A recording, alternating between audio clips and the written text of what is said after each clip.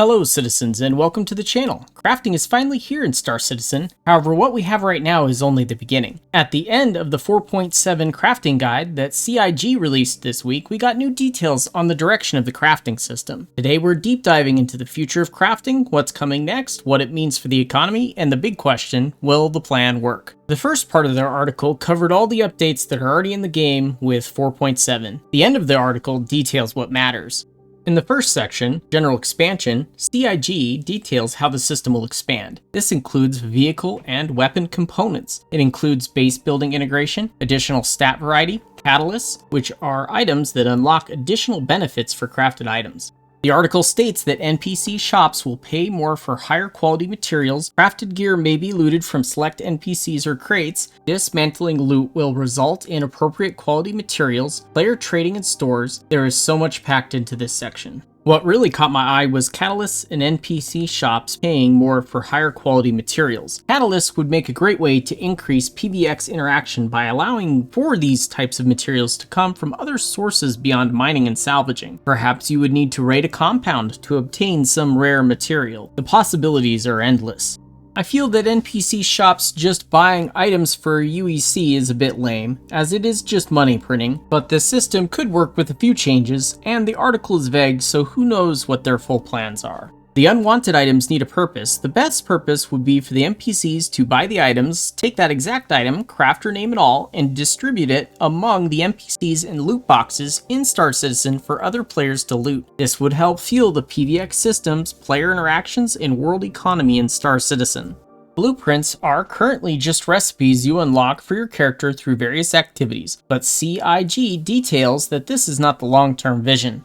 Blueprints will be transitioning to physical data pads, which are one-time use and can be sold or gifted to other players. This is a great change as it would help fuel the economy, increase the risk and reward gameplay, and help organizations coordinate industrial operations. I do not see any issues here. In fact, the sooner we get this, the better.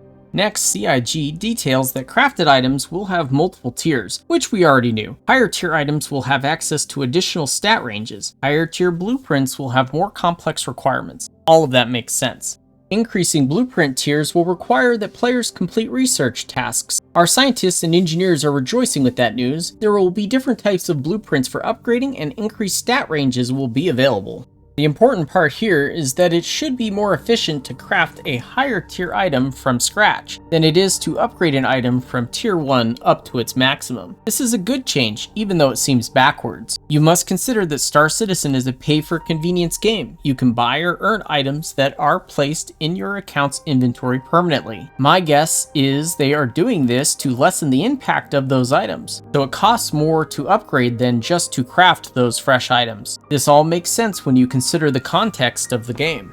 The next section covers upcoming interface changes for crafting. There are plans for a dedicated blueprint library app. This might seem unimportant, but does give us a hint that CIG is planning to add a vast number of blueprints. If this was a small feature, CIG would not be wasting their time on an app to organize blueprints. A new folder management system is coming for materials of the same type but different quality. This one is huge. From my experience on the PTR, this will be the #1 issue that players have with crafting in the next few weeks. Inventories are going to become a mess with dozens of different stacks of the same material but with different qualities. This one will hopefully be a high priority and will be coming soon. The ability to split and merge resource containers to average quality materials out will help with this as well in certain situations.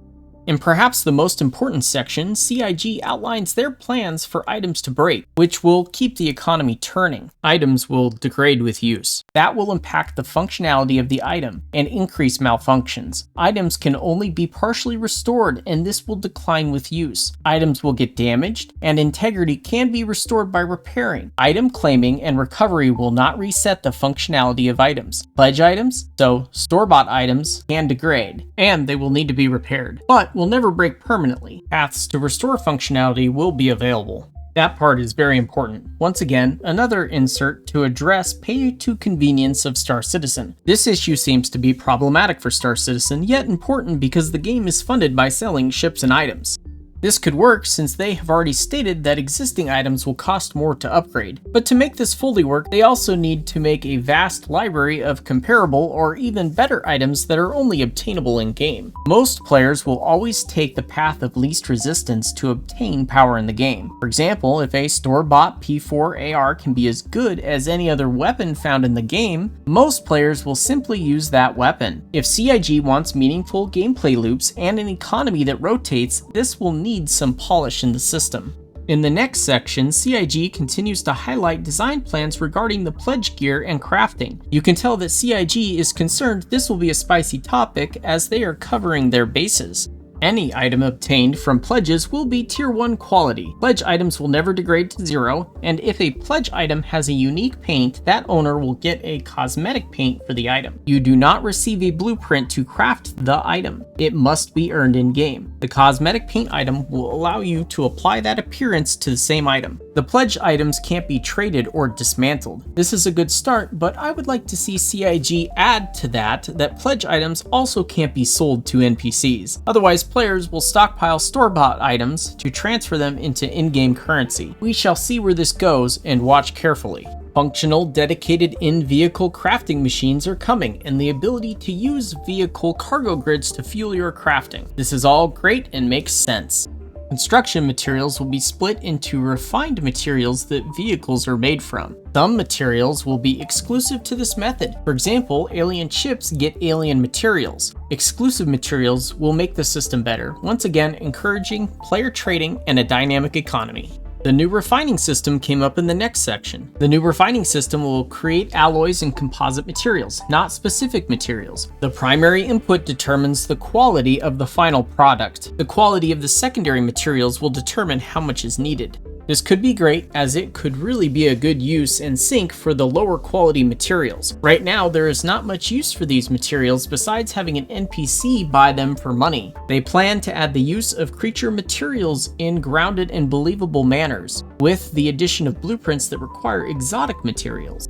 Here's the reality, crafting in Star Citizen isn't launching as a finished system, it's launching as a foundation. Overall, most of what CIG highlighted in their articles seems like a positive future for crafting in the game. CIG's funding has placed it in a difficult place when it comes to balancing the economy and encouraging crafting. Star Citizen is a pay-to-progress video game. Pay-to-progression is a form of pay-to-win. It just falls short of taking you all the way to the best in slot equipment. However, without the funding model that Star Citizen has undertaken, the game likely would have come out very differently than the vision backers have been sold on. I think it is for the better, especially with the long list of failed PvX MMOs that are currently in news headlines. If CIG can stop players from selling pledge items for in-game currency to NPCs and can add in a vast collection of in-game only crafted items, we might just get a functional and long-lasting economy. What do you think CIG could do to improve upon the PvX community and crafting? Let me know in the comments. Please remember to like and subscribe, it helps the channel out. Thanks for watching!